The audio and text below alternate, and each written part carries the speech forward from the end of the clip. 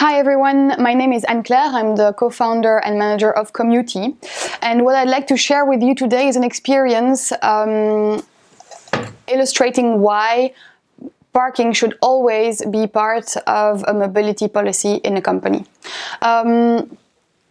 Basically what we hear at a lot of companies tell us we'd like to promote carpooling, we'd like to promote bicycle, public transportation and so on.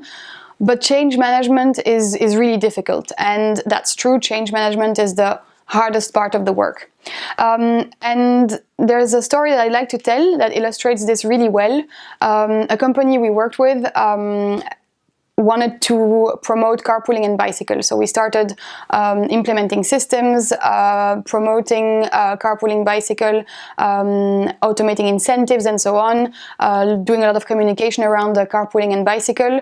And we actually realized that a very little part of the company carpooled or cycled, and we also realized that those people were people who already carpooled or already cycled before we actually implemented our actions.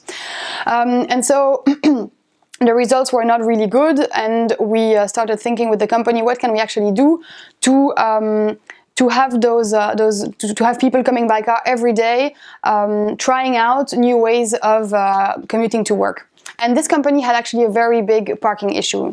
They have 150 parking spots that are dedicated by name.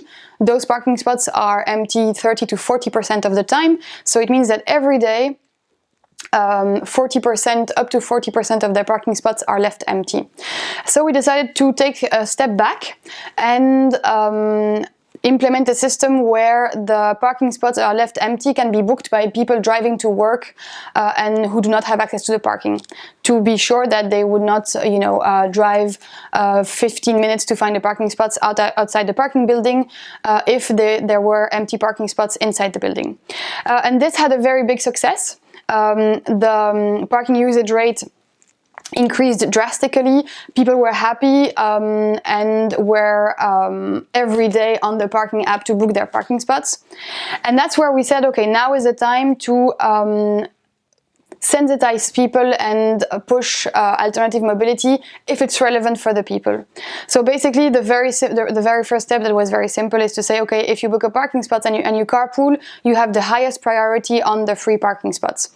And that's where we realized that we got the first results of people who did not even think of carpooling before, who actually looked for colleagues whom they could carpool with once, twice, 3 times a week maybe, or a month, because they knew that if they did that, they would definitely have a parking spot.